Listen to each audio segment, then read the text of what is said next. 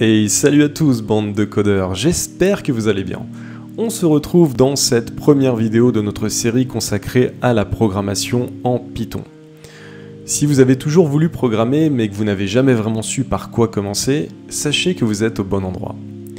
Le Python est un langage de programmation qui est extrêmement accessible pour les débutants, néanmoins il vous permettra de faire des choses très variées. Vous aurez par exemple la possibilité de créer un logiciel de gestion de paye. Si c'est plus le web qui vous botte, sachez que vous pourrez également créer avec Python des sites internet. Enfin, si vous avez l'âme d'un gamer, eh bien sachez que vous pourrez également créer des jeux vidéo avec Python. Mais la liste ne s'arrête clairement pas là, vous pourrez faire une multitude de choses. Je vous propose, au fil de cette série, d'utiliser un outil en ligne qui va nous permettre de programmer. Il s'agit du site programmis.com. Vous aurez sur la petite partie de gauche la première icône dédiée à Python, vous n'aurez qu'à cliquer dessus et vous aurez un éditeur en ligne qui s'affichera juste devant vous. Et je vous propose qu'on attaque tout de suite notre série avec notre première vidéo consacrée aux variables.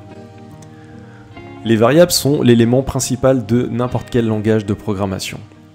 Mais la question qu'on peut se poser, c'est qu'est-ce qu'une variable ? Une variable, en fait, c'est une petite zone de mémoire dans laquelle on va stocker une information. Comme son nom l'indique, la variable va pouvoir évoluer au fil du programme et sa valeur pourra changer. En Python, comment est-ce qu'on déclare une variable? Comment est-ce qu'on crée une variable?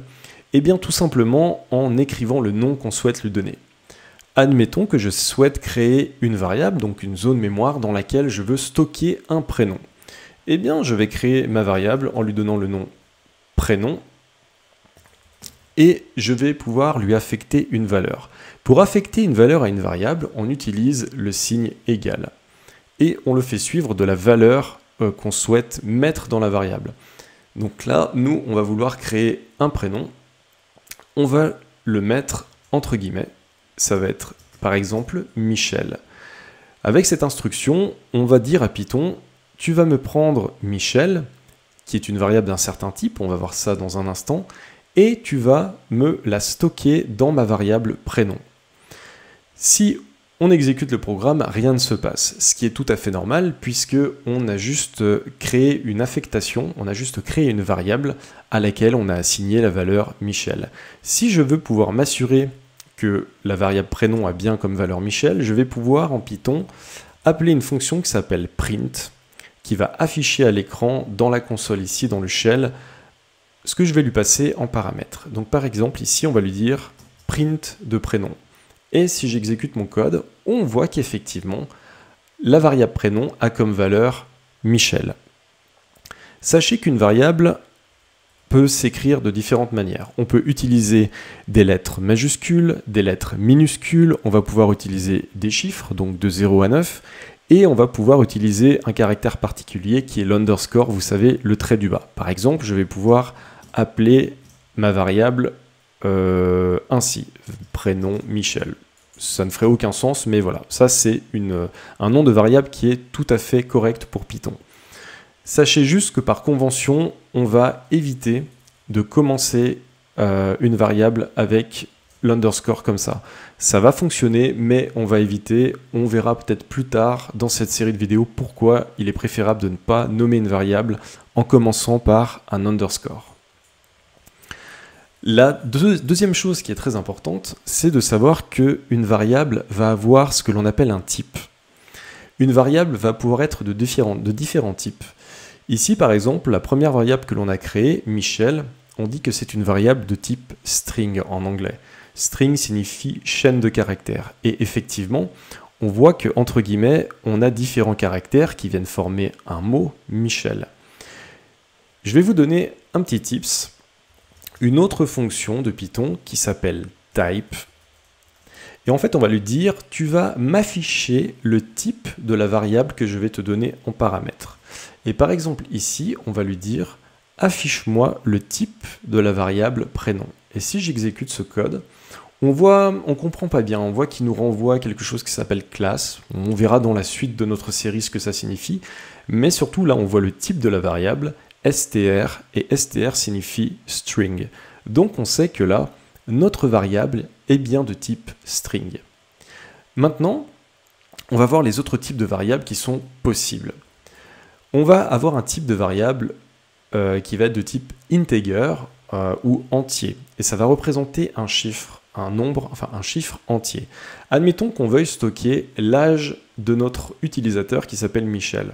Eh bien, on va simplement créer une variable qui s'appelle âge et on va lui affecter une valeur numérique qui va être par exemple 45.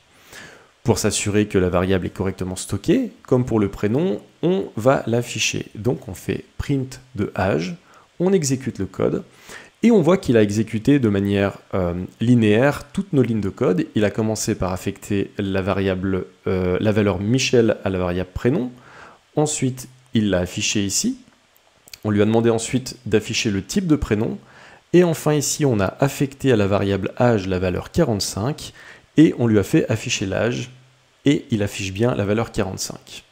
Donc vous commencez à comprendre un peu la logique. Ici, on va afficher également le type de âge pour vérifier ce qu'il nous renvoie. Et on voit qu'ici, il nous renvoie int pour integer. Donc il s'agit bien d'une variable d'un type entier. On va continuer comme ça jusqu'à découvrir deux autres types de variables. On va avoir la possibilité de stocker une variable de type float. En fait, c'est une variable de type décimal. Admettons que notre utilisateur ait de l'argent. On va donc initialiser une variable argent à laquelle on va affecter une certaine valeur. On va dire que Michel a 345,78 €.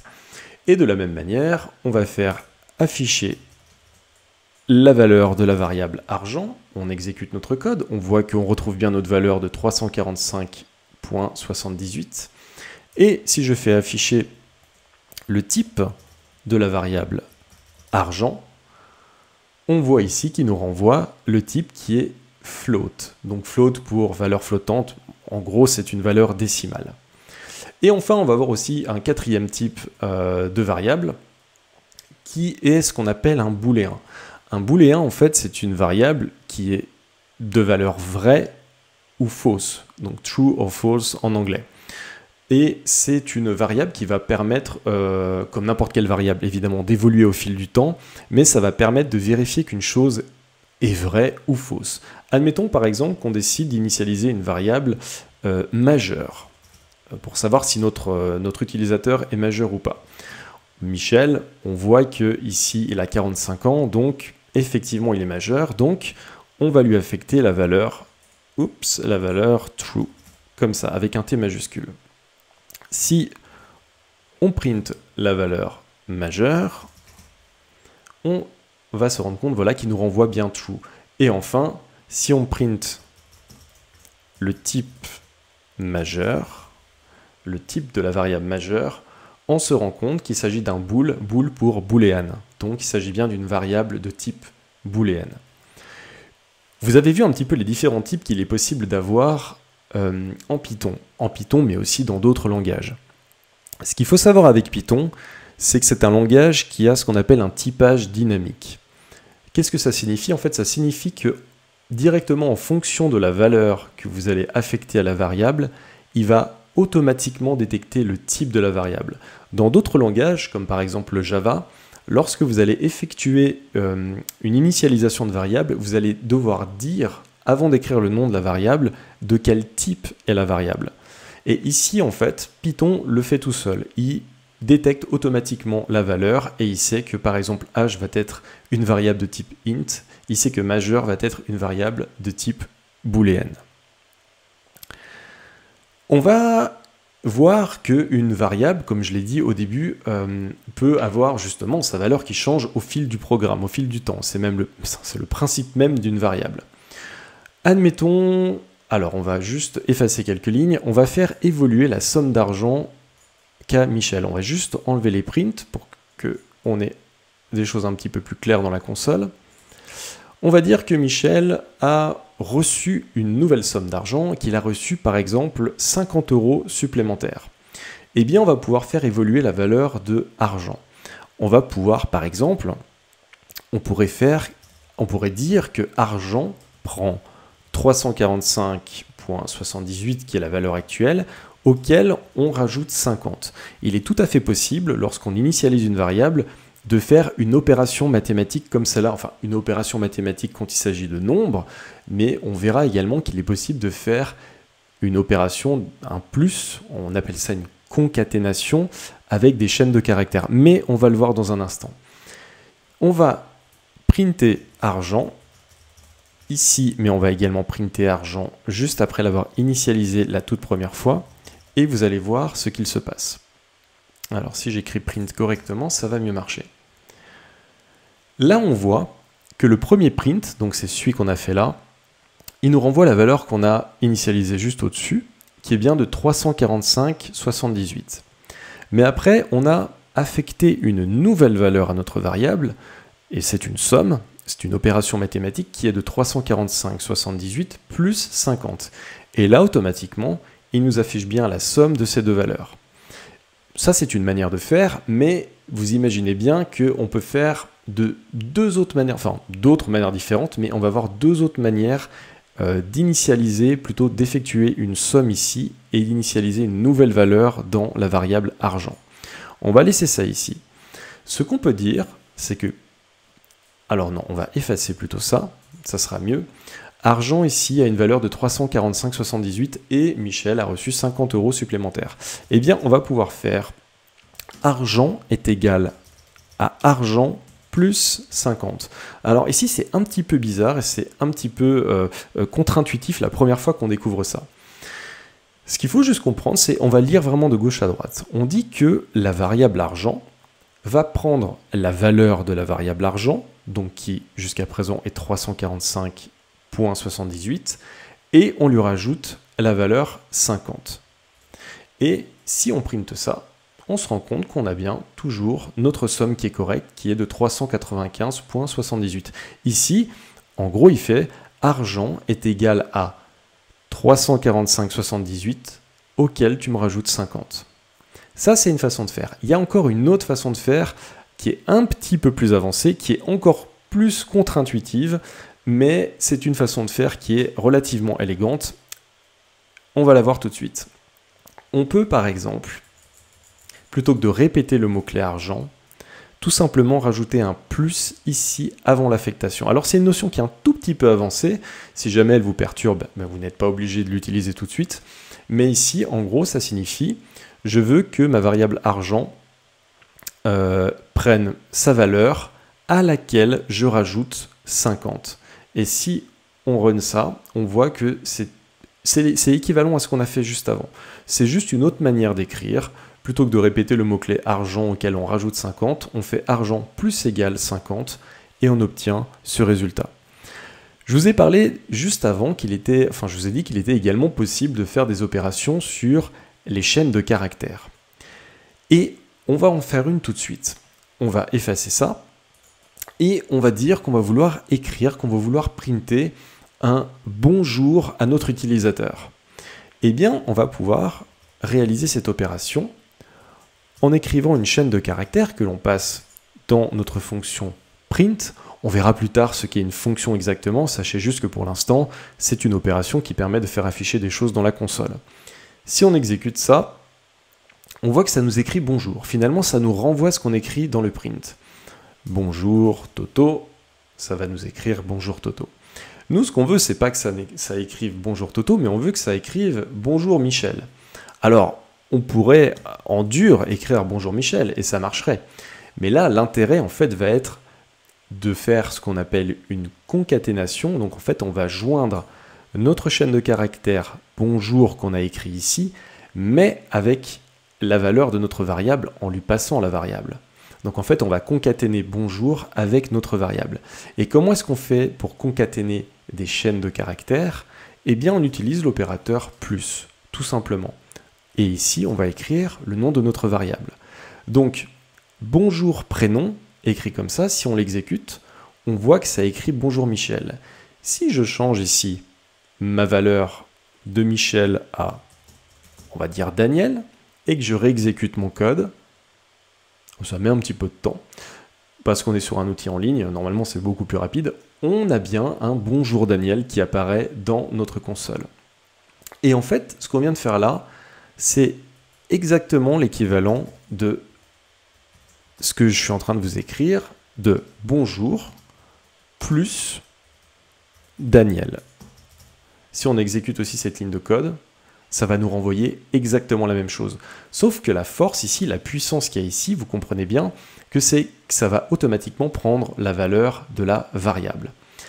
Et pour vérifier que vous avez bien compris, mais je suis sûr que vous avez bien compris, si on réaffecte ici prénom, la valeur du prénom, et qu'on le met à Georges, hein, je prends toujours des noms extrêmement dans l'air du temps, vous aurez remarqué, et que je réexécute cette ligne de code print bonjour prénom, on va obtenir bonjour Daniel, puisque la variable au début a été initialisée avec Daniel, et on l'affiche en ligne 3.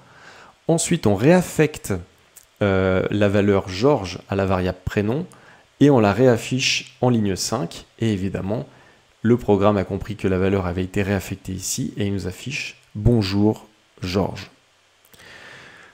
Alors, ce qu'on va essayer de faire maintenant, c'est qu'on va essayer de faire un truc un petit peu spécial. Est-ce qu'on pourrait dire qu'on voudrait afficher par exemple « Bonjour Georges, vous avez 45 ans » en utilisant le même principe. Là, c'est une notion un tout petit peu avancée, mais ça va nous permettre de voir quelque chose de très intéressant. Alors, on va juste effacer notre Georges, on va dire qu'on continue sur notre utilisateur Daniel. Donc si on exécute, on a toujours « Bonjour Daniel ». Et ici, on veut dire vous avez 45 pour l'instant. Eh bien, on va pouvoir enchaîner comme ça les chaînes de caractères. On va pouvoir dire vous avez tel âge. Et là, je vais vous montrer quelque chose qui est intéressant. Si j'exécute le code, ça va fonctionner, mais on voit que Daniel et vous, c'est tout collé. Et en fait, c'est normal. C'est normal parce que on dit concatène-moi bonjour avec un espace, avec prénom, que tu vas concaténer à vous avez, mais on a oublié un petit espace. Donc quand on fait des concaténations de chaînes de caractères avec des variables, il ne faut pas oublier de mettre un espace avant si on veut que ça reste lisible. Donc voilà, là on voit que les mots sont correctement espacés. Ok, on est content. Et maintenant ici on va vouloir faire afficher la valeur de la variable âge. Bah, vous vous dites, intuitivement, on va tout simplement faire un plus et on va rajouter la variable âge. Et vous auriez raison. Sauf que si on exécute le code, là, il n'est pas content, il nous affiche une erreur. Et il nous dit quelque chose d'un petit peu bizarre qu'on ne comprend pas trop. Il nous dit « can only concatenate str, not int to str ». Donc en fait, en gros, il est en train de nous dire « Attends, là, je ne comprends pas ce que tu essaies de faire. Tu essaies de concaténer des chaînes de caractères, donc str pour string, avec une variable que moi, j'ai définie étant comme un integer, un entier. » Et effectivement, c'est le cas. On essaie de concaténer un entier avec une chaîne de caractères, sauf que ça, en Python, ça n'est pas autorisé.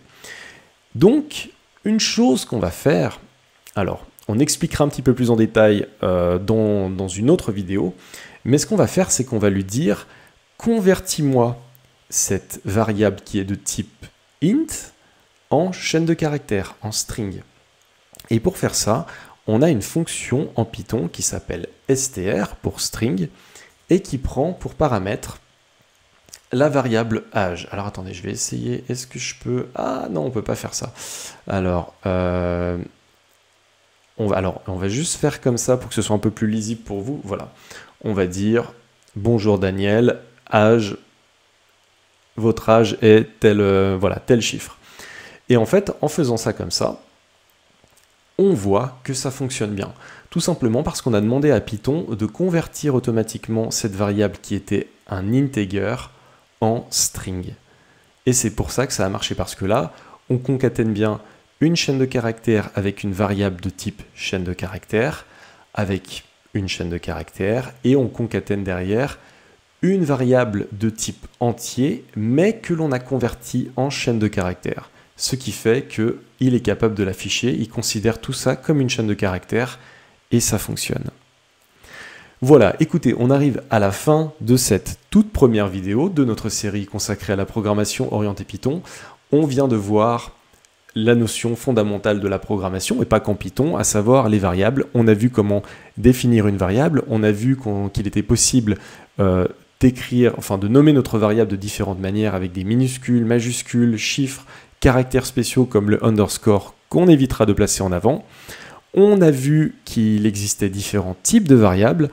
On a vu qu'il était possible de faire afficher nos variables.